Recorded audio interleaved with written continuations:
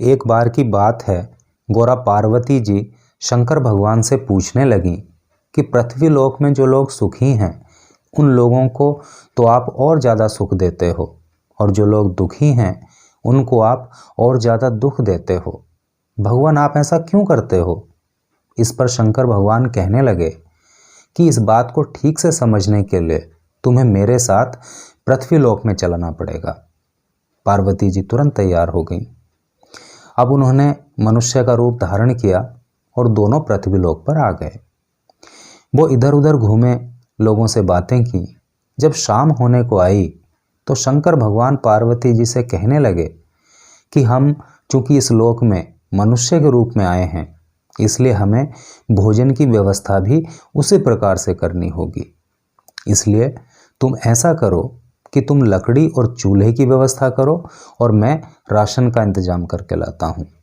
ऐसा कहकर शंकर जी वहाँ से चले गए। थोड़ी देर के बाद जब शंकर भगवान राशन लेकर आए तो तब तक पार्वती जी ने लकड़ी एवं चूल्हे की व्यवस्था कर ली थी। भोजन तैयार किया गया तथा दोनों ने भोजन किया। पार्वती जी फिर कहने लगी कि भगवान, आपने अभी तक मेरे प्रश्न का उत्तर नहीं दिया।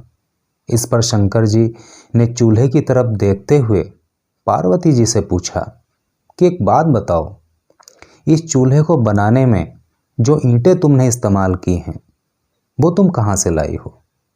पार्वती जी कहने लगी कि वो जो सामने टूटा हुआ सा मकान दिखाई दे रहा है, ये ईंटें उसी मकान की हैं। इस पर शंकर भगवान जी बोले कि वो मकान तो पहले ही से टूटा हुआ था, उसकी ईंटें लाकर तो तुमने उसके मालिक की परेशानी को और भी बढ़ा दिया। उस टूटे हुए मकान की साइड में एक खूबसूरत मकान भी तो दिख रहा है, तुम उस मकान की ईंटें उखाड़ कर क्यों नहीं लाई? पार्वती जी कहने लगी कि भगवान, बात यह है कि वो जो टूटा हुआ मकान है उसका मालिक अपने मकान की जरा सी भी देखभाल नहीं करता। जहाँ से टूट गया तो टूट गया, ईंट इधर उधर बिखरी पड़ी हैं तो बिखरी पड़ी हैं, उनको इकट्ठा तक नहीं करता। जबकि उस खूबसूरत मकान का जो मालिक है वो अपने मकान को खूबसूरत बनाने के लिए खूब मेहनत करता है। जरा सा भी कहीं से टूट जाए तो उसकी मरम्मत करता है। इसलिए जब मुझे उस टूटे हुए मकान की ईंटें बिखरी पड़ी मिल गईं तो मैं उस सुंदर मकान की ईंट उखाड़ कर उसकी सुंदरता को क्यों खराब करती? बस इसीलिए मैं उस टूटे हुए मकान की ईंटें उठा लाई। इस पर शंकर भगवान कहने लगे कि बस यही तो बात है और यही तुम्हारे प्रश्न का उत्तर भी है। जब कोई व्यक्ति अपने जीवन को खुशहाल बनाने के लिए मेहनत नहीं करता, सद्मार्ग पर नहीं चलता, तो उसके जीवन में एक के बाद अनेक दुख आते हैं। और जो व्यक्ति अपने जीवन को सुखी बनाने के लिए प्रयास करता है, कड़ी मेहनत से अपने जीवन को खुशहाल बनाता है, तो भला मैं उसके जीवन को दुखी कैसे बना सकता हूँ?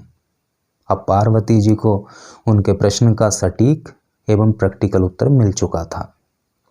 तो मित्रों, ये छोटी सी कहानी हमें सिखाती है कि अपनी ज़िंदगी को खुशहाल बनाने के लिए सबसे पहला कदम मनुष्य को स्वयं उठाना होता है। सबसे पहले स्वयं मनुष्य को खुद प्रयास करना होता है। जो मनुष्य स्वयं से मेहनत नहीं करता, सद्मार्ग पर नहीं चलता, तो उस व्यक्ति का जीवन भगवान या कोई भी देवी देवता सुखी नहीं बना सकता।